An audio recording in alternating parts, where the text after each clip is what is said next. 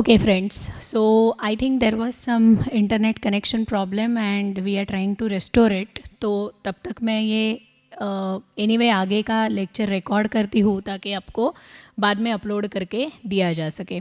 Okay, सो pay attention. एक बार revise करवाती हूँ कि अपन ने अब तक क्या देखा. राइट? यस. सो अभी हमने क्या क्या देखा. तो नंबर 1 हमने देखा कि टैक्सेबिलिटी रेसिडेंशियल स्टेटस के मुताबिक कैसे तय होती है. सो अगर पर्सन ROR है, NOR है और NR है, इंडियन इनकम है तो तीनों सिचुएशंस में टैक्सेबल होता है. फॉरेन इनकम है तो ROR के केस में टैक्सेबल होता है. NOR के केस में 2 एक्सेप्शनल केसेस में टैक्सेबल होता है. बिजनेस कंट्रोल्ड फ्रॉम इंडिया और प्रोफेशन सेटअप इन इंडिया में. एंड NR के केस में फॉरेन इनकम टैक्सेबल नहीं. अदर एसएससीज के केस में सेम R या NR, Indian income both cases में टैक्सेबल, फॉरेन इनकम R के केस में टैक्सेबल, NR के केस में नॉट टैक्सेबल. उसके बाद हमने 3 की नोट्स लिखे. पहले की नोट में हमने कहा कि जब रीइंबर्समेंट ऑफ एक्सपेंडिचर होता है तो वो टैक्सेबल नहीं किया जाता because it's not an income. Number 2 हमने कहा रेमिटेंस. रेमिटेंस के केस में हमने कहा ये चेक करो कि रेमिट जो हुआ है, पैसा जो बैंक अकाउंट में आया है, वो कौन से साल का इनकम है. अगर ये पिछले किसी सालों का इनकम है तो ये करंट ईयर का इनकम ही नहीं है, इसलिए ये इस साल के कॉम्पिटिशन में लेना ही नहीं है. और अगर ये करंट ईयर का इनकम है, अर्न किया है बाहर और रेमिट किया है, तो रेसिडेंशियल स्टेटस चेक करके तय करने का कि इस साल अर्न किया हुआ इनकम है. अगर ROR है तो वो टैक्सेबल में लेंगे, NOR है और एक्सेप्शनल केसेस में है तो टैक्सेबल में लेंगे, NR है तो वो एनीवे टैक्सेबल नहीं किया जाएगा. करेक्ट. तीसरा जो CBDT सर्कुलर वाला की नोट है वो कुछ इस प्रकार है. वो कहता है कि सी फेरर यानी सी पे जॉब करने वाला नॉन रेसिडेंट अगर अपनी सैलरी इंडिया के नॉन रेसिडेंट एक्सटर्नल अकाउंट में जमा करे, NRE account scheme is by RBI for the Indians. Tax में भले ही तुम नॉन रेसिडेंट हो बट हो इंडियन सिटीजन्स ना.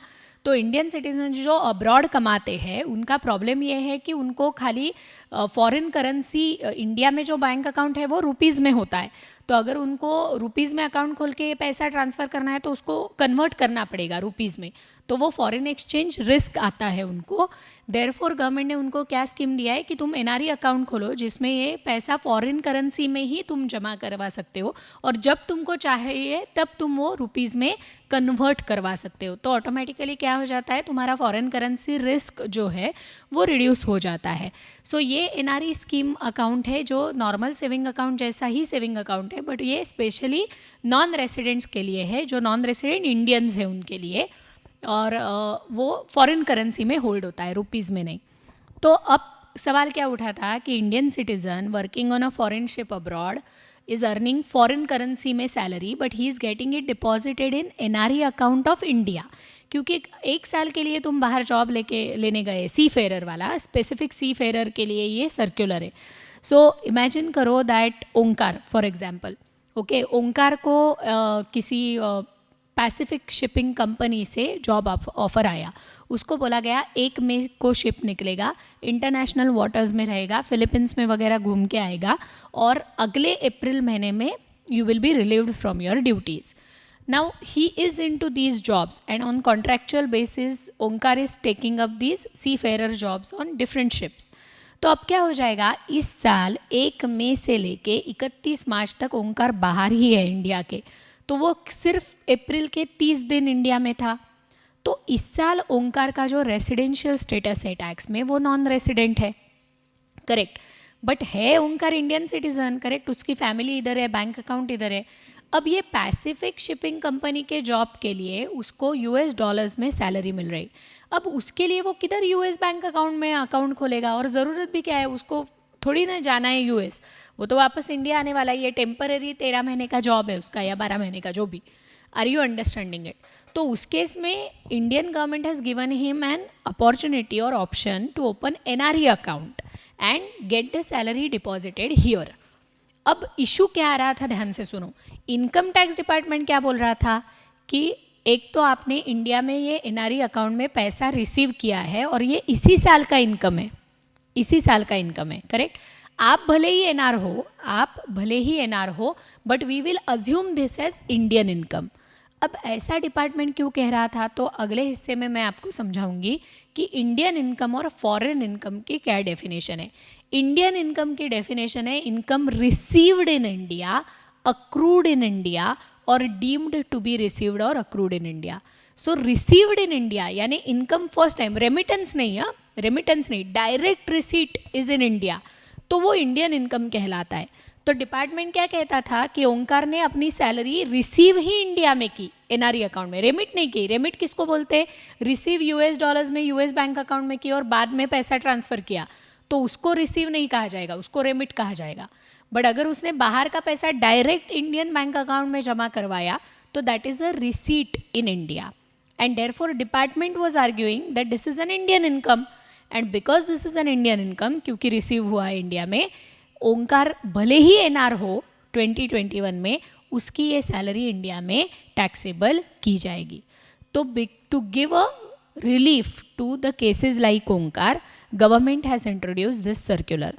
सीबीडीटी हैज़ क्लैरिफाइड कि अगर सी फेरर है, एनआर है, तो सिर्फ वो एनआरई अकाउंट में अपनी सैलरी जमा करवाता है, इसके लिए उसको इंडिया में टैक्स नहीं किया जाएगा, it will not be included.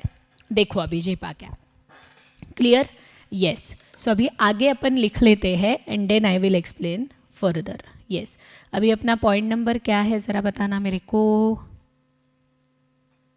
Yes, B point अपना हो चुका है. So now we will go to the point number C. Point number C. Yes, point number C is meaning of, write down, meaning of Indian income, meaning of Indian income and foreign income. Yes, so पहले हम लिखते हैं Indian income.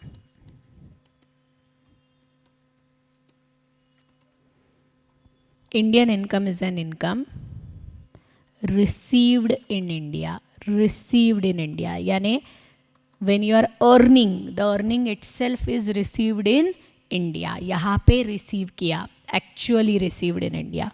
और accrued in India. accrued in India यानी due, payable ही India में हुआ. Okay, accrue ही India में हुआ. और deemed to be, डीम्ड मतलब डेंजर. डीम्ड आया मतलब यहाँ पे वो ऐसी भी चीज़ें कैच करेंगे जो ऊपर ऊपर से ना ही इंडिया में रिसीव हुई है ना ही इंडिया में अक्रू हुई है. We see what are those. Okay, deemed to be received in India और deemed to be accrued in India.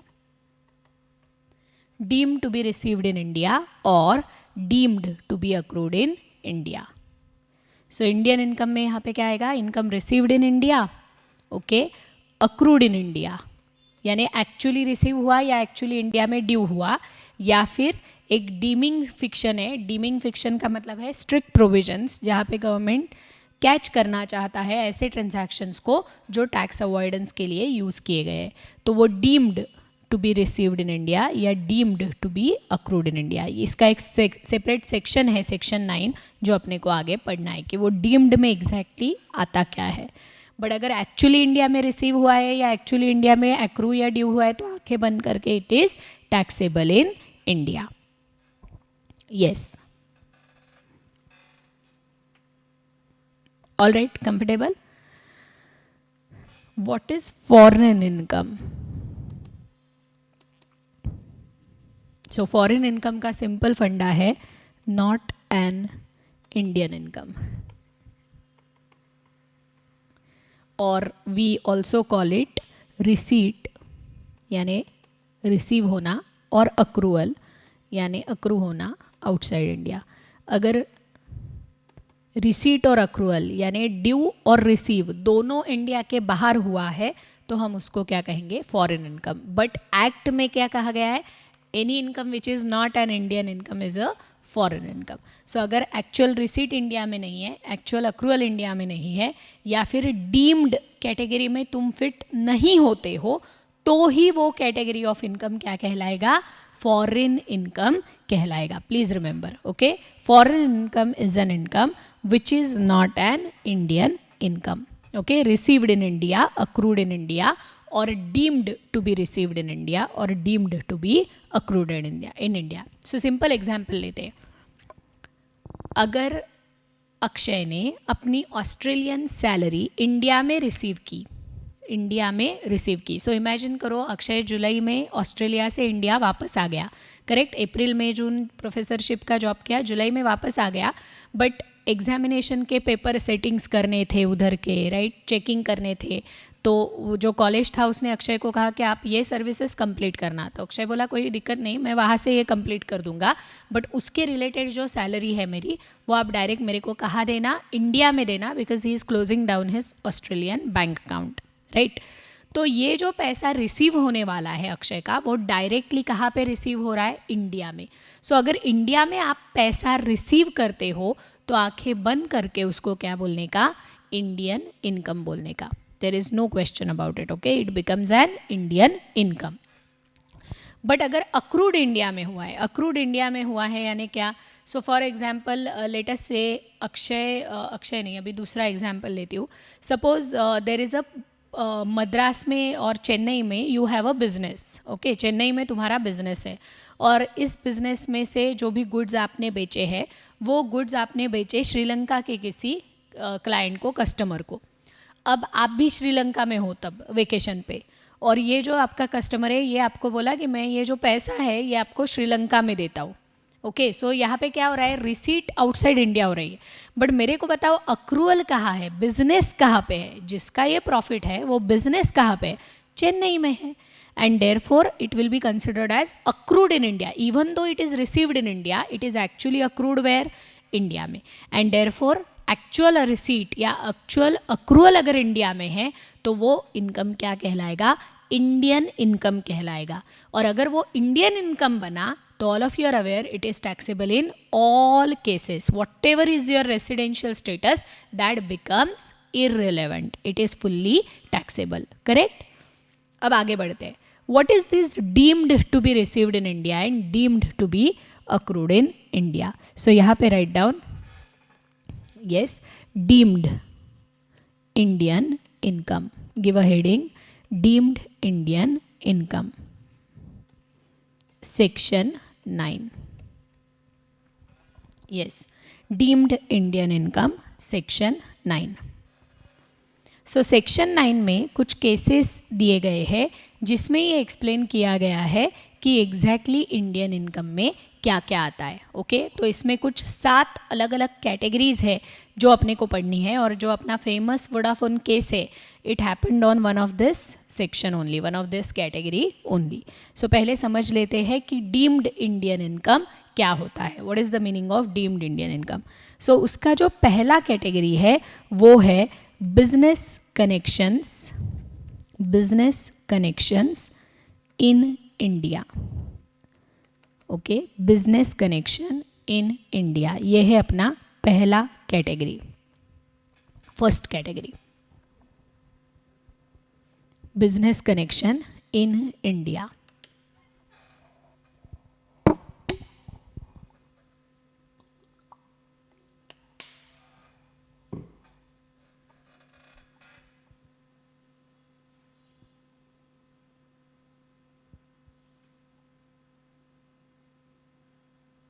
Okay. अब इसमें क्या आता है समझो, मैं एक एग्जाम्पल के साथ आपको समझाती हूँ, उससे ये आसान जाएगा. सो pay attention. Germany and India, लिखो मत अभी, सिर्फ ध्यान दो, ओके. सो यहाँ पे एक जर्मन कार मैन्युफैक्चरिंग कंपनी है, कोई भी ब्रांड ले लो जो आपको पसंद है. कार मैन्युफैक्चरिंग कंपनी है, कहाँ पे है, जर्मनी में, ओके. सो जर्मनी में ही प्रोडक्शन फंक्शन होता है, जर्मनी में ही एडमिन फाइनेंस का फंक्शन होता है इस बिज़नेस का, और जर्मनी में ही मार्केटिंग एंड सेल्स वाला फंक्शन होता है, ओके ये सारे फंक्शंस कहाँ पे होते हैं, जर्मनी में किए जाते हैं। ऑलराइट, अब क्या हुआ, ये जर्मन कार मैन्युफैक्चरिंग कंपनी को पता चला कि इंडिया में there is a good opportunity for selling car, automobile sector in India is at boom and therefore we actually can sell lot of cars in India, and ये एकदम premium brand company है cars की। Okay तो ये company ने सोचा कि क्यों नहीं इंडिया का जो मार्केट है, कस्टमर बेस है, वो एक्सप्लोर करते, और अगर अच्छा खासा अपना उधर डिमांड क्रिएट हो गया कार के लिए तो अपन एक सब्सिडियरी क्रिएट कर देंगे इंडिया में, सब्सिडियरी कंपनी अपना एक और एक कंपनी उधर खोल देंगे, उधर ही मैन्युफैक्चरिंग वगैरह करवाएंगे एंड उधर ही सेल हो जाएगा। Correct, that is what has been agreed. तो अब ये चेक कि कैसे किया जाए कि इंडिया में मार्केट कैसा है, कार मैन्युफैक्चरिंग के लिए कितना डिमांड है वगैरह। तो इनका जो मार्केटिंग का हेड था, आई am just taking a random name, mister Peter, marketing का जो हेड था बहुत ही हाई पोस्ट पे था, इसको बोला गया कि आप कहाँ जाओ, इंडिया में जाओ और थोड़े दिन इंडिया में ही रहना, वहाँ के मार्केट स्टैटिस्टिक्स, वहाँ के इंडियन कार मैन्युफैक्चरर, इस सब का स्टडी करना और अपने कार सेल का प्रमोशन करना, अपने कार बेचने का प्रमोशन करना। अब आप कहोगे मैडम इंडिया में से कोई बंदा नहीं ले सकते थे क्या? ले सकते थे, बट उन्होंने तय किया कि ये बिजनेस अपॉर्चुनिटी चेक करना है, सिर्फ कार्स बेचने नहीं है, ये फाइंड आउट करना है कि क्या अपने लिए इंडिया में कंपनी खोल के कार बनाना ज़्यादा बेहतर हो पाएगा in near future. Therefore they sent there mister Peter employ to India. अब अपने mister Peter nice Taj hotel में इधर बैठ के कॉफ़ी पी रहे और एनालिसिस कर रहे, फिर लोगों से मिल रहे, right, top level wealthy people से अपॉइंटमेंट्स ले रहे हैं, उनको मिल रहे हैं, उनको इस कार के बारे में बता रहे हैं, राइट, और उनको कैसे ये कार बेहतर है and what are the you know what is the technology and how it is best suited वगैरह वगैरह, ये सब एनालिसिस ये XYZ 3 कस्टमर्स है, वेल्दी कस्टमर्स है, इनको ये बेचने की कोशिश कर रहे हैं। Then Mr. Peter is calling back in Germany and saying that there is a huge market in India and therefore we must consider कि इधर अपन अपनी कंपनी खोले क्या। सो मैं एक काम करता हूँ, मैं थोड़े और दिन इधर ही रहता हूँ। सो पहले उसको शॉर्ट विजिट के लिए भेजा था, but now he has decided कि another 6-8 months he is going to remain in India and try and promote and sell the German cars in India. All of you are with me? Yes. अब यहाँ तक कोई दिक्कत नहीं है Indian government को, okay यहाँ पे कोई इशू नहीं है। कार बन कहाँ रही है? जर्मनी में। बेची कहाँ जा रही है? बेची किसने है? जर्मन कंपनी ने, करेक्ट। और इसके सारे कार बनाने के फंक्शंस वगैरह कहाँ हो रहे हैं? जर्मनी में ही हो रहे हैं। सो इंडियन गवर्नमेंट पिक्चर में है ही नहीं, खाली इधर XYZ कस्टमर्स इंडिया में है, बट कस्टमर्स इंडिया में है डजेंट मीन कि इंडिया को टैक्सिंग राइट मिल गया। All of you are with me? So now what is happening, see धीरे धीरे XYZ ABCDEFGHIJ जितने चाहिए नाम ले लो। So basically word of mouth से ये जो पीटर का जो प्रमोशनल एक्टिविटी है ये अच्छे से स्प्रेड हो रहा है और बहुत सारे कस्टमर्स आ रहे हैं पीटर को मिलने और कार खरीदने। अब पीटर क्या कहता है, देखो कार मैन्युफैक्चरिंग कंपनी के CFO को, कि यहाँ पे जो डिमांड है ये बढ़ रहा है, तो अभी आप एक काम करो, give me some stock of cars. Okay, मैं यहाँ पे एक वेयर हाउस ले लेता हूँ क्योंकि अदरवाइज़ बहुत डिले हो जाता है, तो कार देखनी भी है लोगों को, टेस्ट ड्राइव भी लेनी है, तो I will keep the stock of cars in one of the warehouse in India. Also कई बार क्या हो जाता है, कॉन्ट्रैक्ट में निगोसिएशन होता है, ये इंडियंस है ना, ये 19-20 करते रहते हैं, ये कभी मानते नहीं एक प्राइस पे, तो यहाँ पे निगोसिएशंस करने पड़ते हैं। और कई बार क्या होता है, इनके बहुत अलग अलग इवेंट्स होते हैं या इनके फेस्टिवल्स होते हैं और इनको कार उस वक्त चाहिए होती है। तो अभी क्या हो जाता है, अगर किसी को निगोशिएट करना है तो वो मेरे को बोलता नहीं ये प्राइस नहीं, ये प्राइस में दो, तो मुझे आपको वापस जर्मनी ईमेल भेजना पड़ता, आपसे परमिशन लेना पड़ता, फिर उसको बोलना पड़ता, तो it is becoming time consuming, right. And Indians are very aggressive and उनके अंदर एंग्जाइटी होती है, they don't stop, they don't give time, patience कम रहता है, तो उनको ऐसी चीज़ें होनी चाहिए ऐसा लगता है, राइट। सो देयरफॉर कैसा है कि ये टाइम लैग में एक्चुअली लूज़ आवर कस्टमर्स, ये टाइम लैग में कोई दूसरा आया बोला अरे कल कार मिल जाएगी, तो वो निकल जाता है कस्टमर हाथ से। तो आप मेरे को अथॉरिटी दे दो, क्या अथॉरिटी दे दो? Authority to negotiate the contract. Okay, negotiate, जो भी प्राइस है वगैरह वो निगोशिएशन का पावर मेरे को दे दो. इतना ही नहीं, साइनिंग अथॉरिटी भी दे दो. क्यों?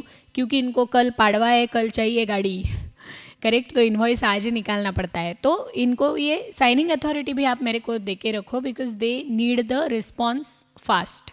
Okay, otherwise we will lose out on a market. Therefore ध्यान से सुनो, जर्मनी मान गए because Peter is at high post. Okay, he is at almost at a CFO level, marketing का बहुत टॉप हेड है वो.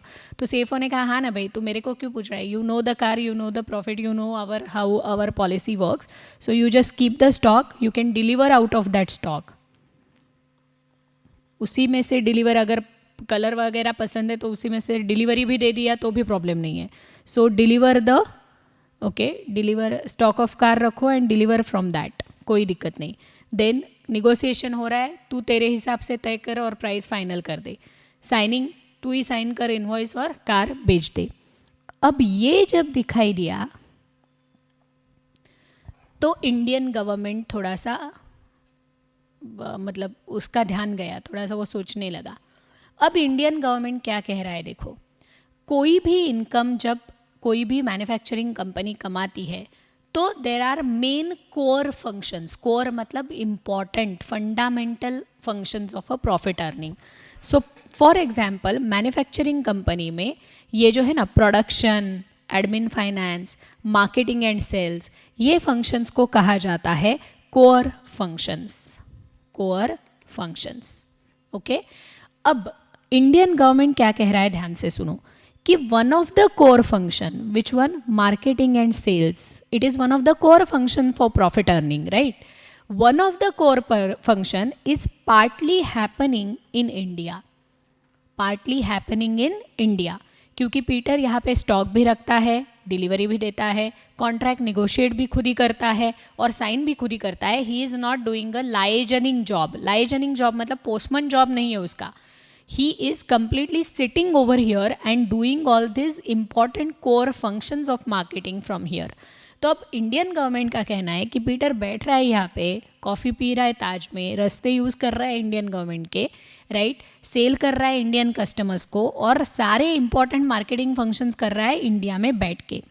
तो इंडियन गवर्नमेंट का ये कहना है कि जो profit attributable to these core functions है which are performed in India, those should be considered as a Indian income. अब ध्यान से सुनो, अगर आप कॉमन सेंस में देखोगे तो सब कुछ इंडिया के बाहर हो रहा है ऐसा माना जाएगा. जर्मन कंपनी है, जर्मन ब्रांड है, जर्मनी में कार बन रही है और इंडिया में बेची जा रही है, तो actually core functions are happening in Germany and therefore it is a foreign income. But government कहता है, are all core functions happening outside India? Answer is no, not all functions are happening outside India. Some of the core functions are happening in India. तो ये जो some of the core functions are happening in India है, इसको कहा जाता है business connection in India. International tax world में इसका पैरेलल कॉन्सेप्ट है परमानेंट एस्टैब्लिशमेंट. ओके, बट वो तुमको पढ़ाई में बाद में आएगा, फाइनल्स में. याद रखना सिर्फ इसका parallel concept in international tax world या तुम्हारा डबल टैक्सेशन अवॉइडेंस एग्रीमेंट जो होता है उसमें इसका पैरेलल कॉन्सेप्ट है परमानेंट एस्टैब्लिशमेंट. ओके, फिलहाल अपन डोमेस्टिक लॉ में क्या है वर्ड, बिजनेस कनेक्शन. तो अब गवर्नमेंट क्या कहता है, देखो गवर्नमेंट फेयर है. गवर्नमेंट कहता है कि ये जो है this core function performing core functions in India, तुम ऑफिस मेंटेन कर रहे हो, करेक्ट, तुम स्टॉक मेंटेन कर रहे हो, तुम डिलीवरीज दे रहे हो, निगोशिएट कर रहे हो, कॉन्ट्रैक्ट कंक्लूड कर रहे हो, साइन कर रहे हो, राइट. तो performing core functions in India will be considered as business connections in India, will be considered as business connections in India. And ये जो बिजनेस कनेक्शन है तो वो कहा जाएगा, okay, profit attributable will be considered as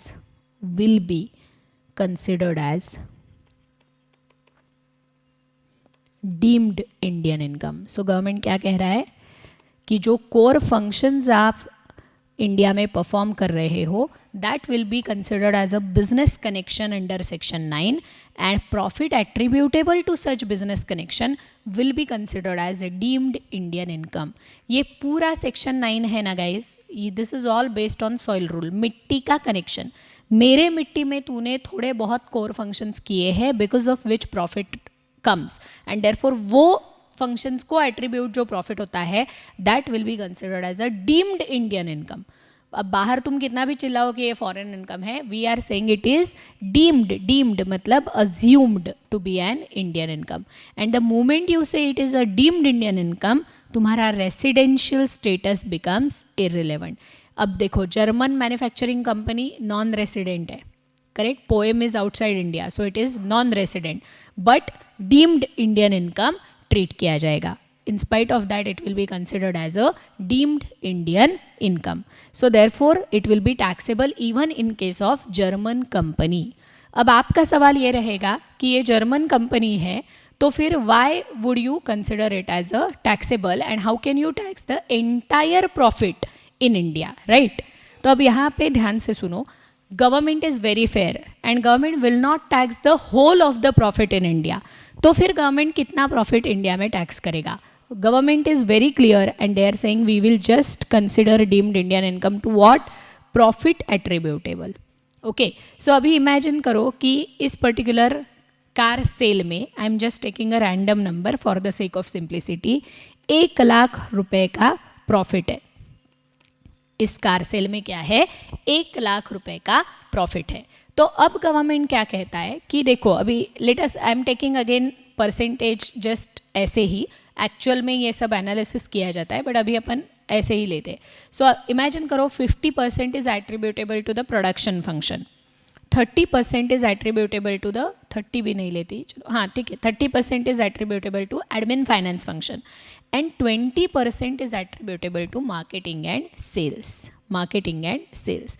तो अब government क्या कह रहा है कि ये जो है 20% दैट इज प्रॉफिट, सॉरी 20% जो मार्केटिंग फंक्शन को एट्रीब्यूटेबल प्रॉफिट है ना, that is attributable to India. Y?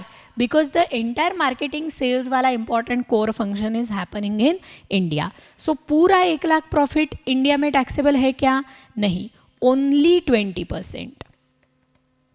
And 20% of 1,00,000 comes to 20,000. So हम लोग इंडियन इनकम कितना मानेंगे? 1,00,000 का प्रॉफिट है कार पे, तो पूरा 1,00,000 इंडियन इनकम मान रहे क्या अपन? नहीं, we are considering only 20,000 as a deemed Indian income, as a deemed Indian income. So आप बोलोगे मैडम बट ये 50, 30, 20 ये आपने कैसे तय किया?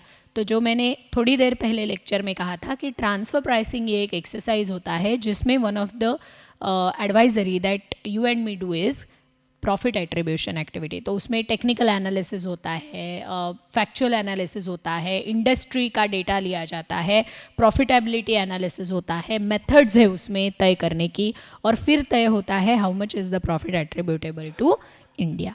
And then that will be considered as a business connection और a deemed Indian income. See ये बहुत लॉजिकल है, बिकॉज अगर अपन ने ऐसा नहीं किया ना तो लोग, दुनिया भर के लोग इधर आके बैठ के कोर फंक्शंस कमाएंगे और टैक्स खुद के कंट्री में जाके भरेंगे. सो इंडिया का कहना इतना ही है कि भाई मेरे मिट्टी में आके तुम जो कुछ भी कर रहे हो ना, उसको एट्रीब्यूटेबल जो भी है ना, वो तुम मेरे देश में तुमको उसके ऊपर टैक्स भरना पड़ेगा. अभी लोग यहाँ पे आके फंक्शंस करते थे और बोलते थे नहीं नहीं, कंपनी तो जर्मनी में है और हम तो नॉन रेसिडेंट है और जर्मन कंपनी का प्रॉफिट इज़ फॉरेन प्रॉफिट यानी फॉरेन इनकम, और एनआर के केस में फॉरेन इनकम टैक्सेबल नहीं है तो हम नहीं टैक्स भरेंगे. To catch these kind of situation, government is saying that if you are performing core functions in India, then sorry, profit attributable to, तो तुम भले ही जर्मनी में हो, तुम भले ही एनआर हो, बट फंक्शन इधर कर रहे हो ना, पीटर को काय को इधर बिठाया है फिर.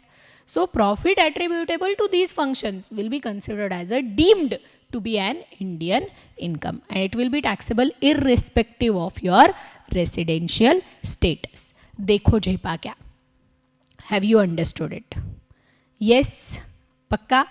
ओके, तो एक काम करते हैं, बिजनेस कनेक्शन के ऊपर पहले लिख लेते हैं एंड देन ये जो एग्जाम्पल है ये आप ड्रॉ करके रखना, ये ताकि जब आप सेल्फ स्टडी करोगे तो ये क्या एग्जैक्टली कॉन्सेप्ट है ये आपको याद आए इसलिए. ओके, पहले नोट लिख लेते हैं, business connections in India. Yes, write down, business connections in India, section 9.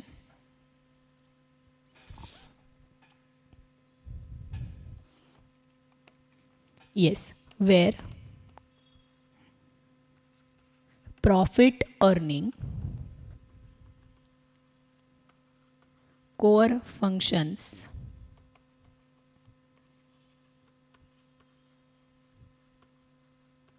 are performed in India,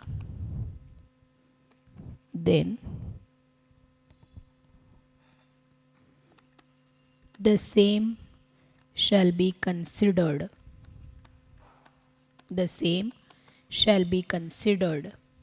as business connection in India.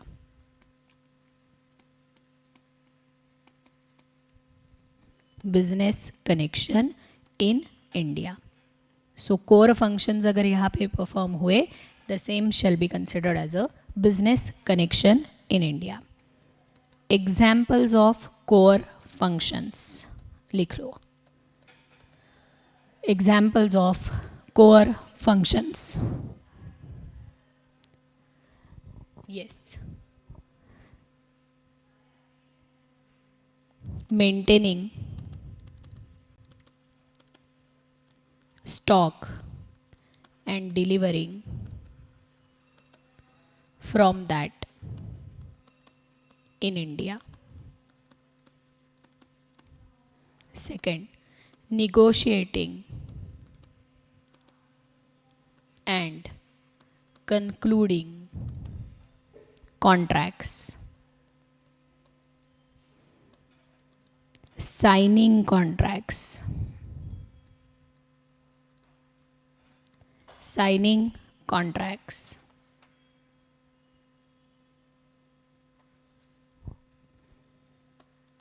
securing orders,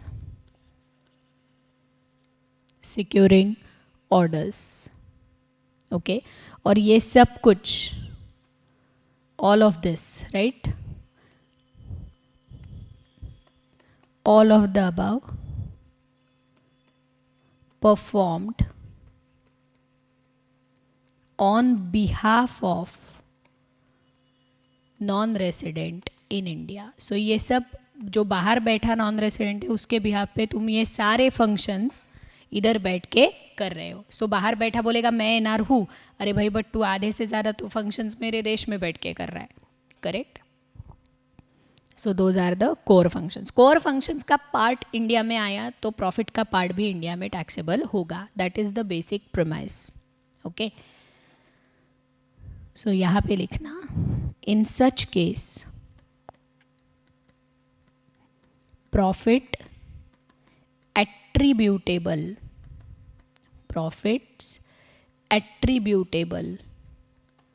to the business connections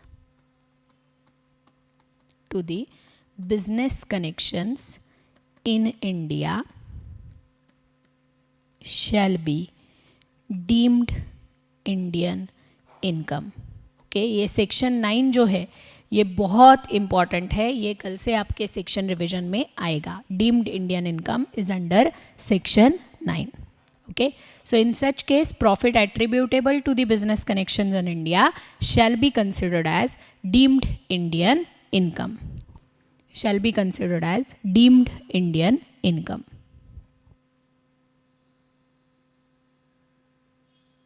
Yes, done.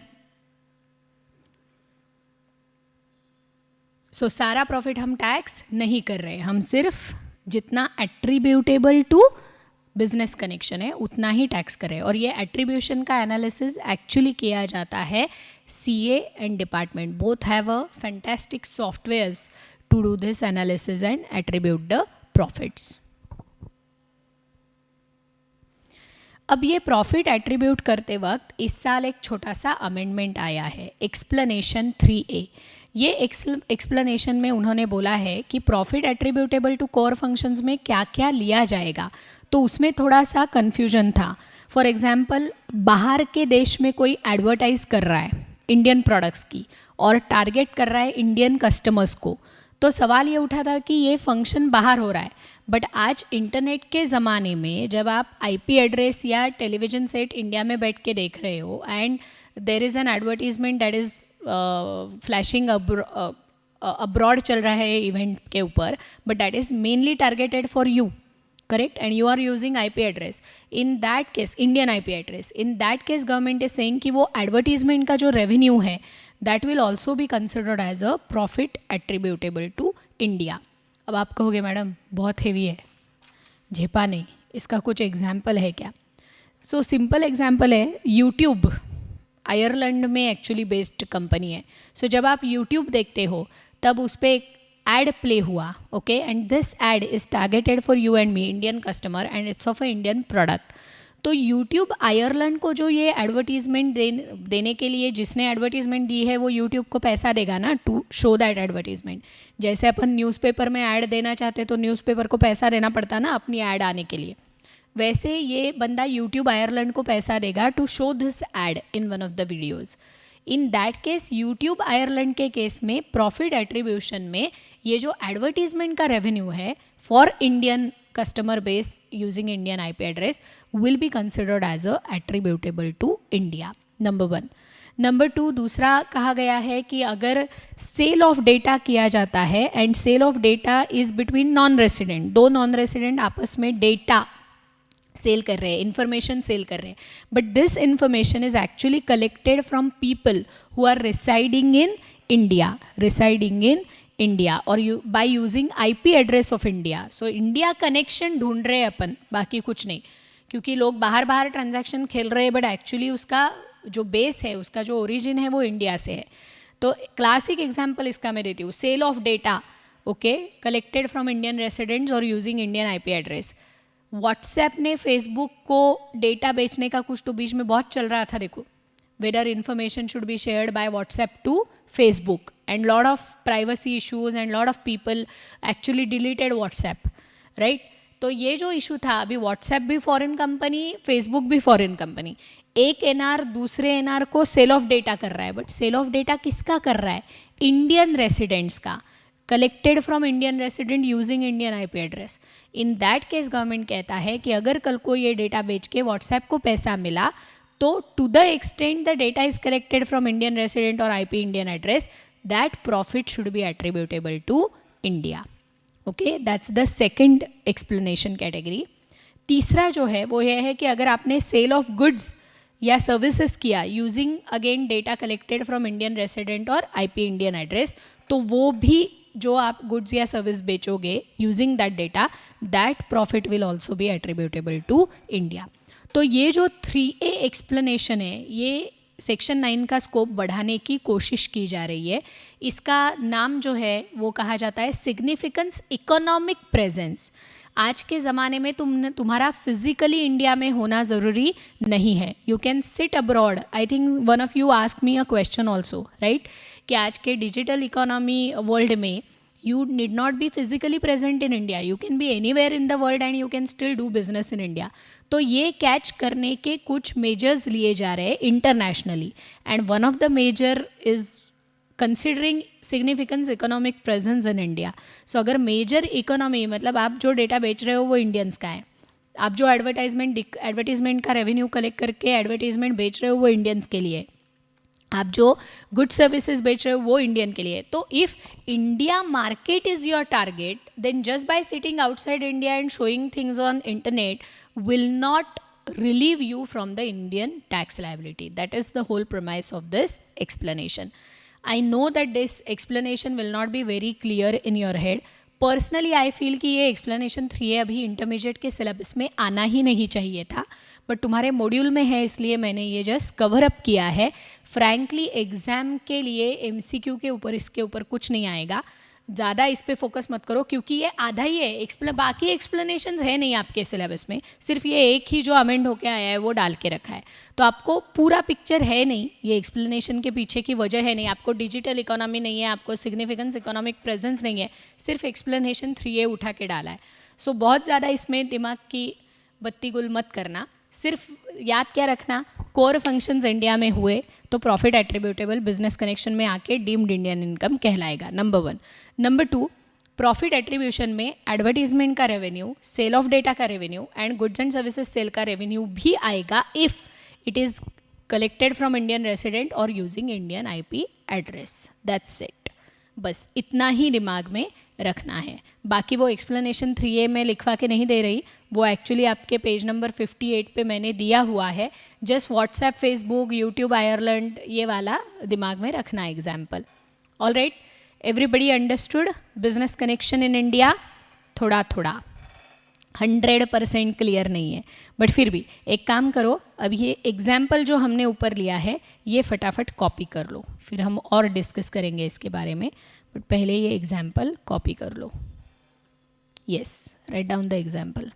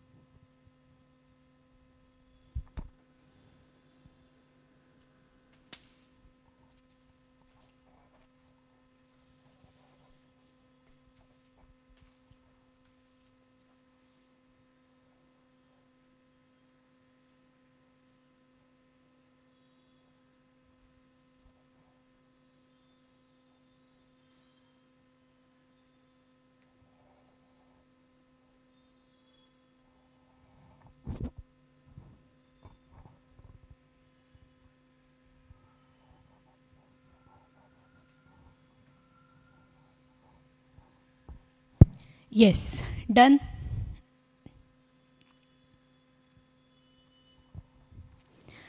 Okay, so आपको समझ में आया अभी अपन ने क्या क्या discuss किया. एक बार वापस बोलती हूँ, ध्यान से सुनो. इंडियन इनकम मतलब क्या? तो Indian income is income received in India, accrued in India और डीम्ड टू बी रिसीव्ड और accrued in India. What is foreign income? Which is not an Indian income. So Indian income में receipt यानी actually पैसा India में, income direct India के यहाँ पे receive करना बैंक अकाउंट से या कैश से. सो अगर आप इंडिया के मिट्टी में पैसा इनकम रिसीव करते हो तो then it will be an Indian income. या फिर अगर इंडिया में ड्यू होता है, अक्रू होता है आपका इनकम, इंडिया ही ओरिजिन है उस इनकम का, तो उस केस में भी it will be considered as a Indian income. So actual receipt या accrual in India will always be considered as a Indian income. Correct.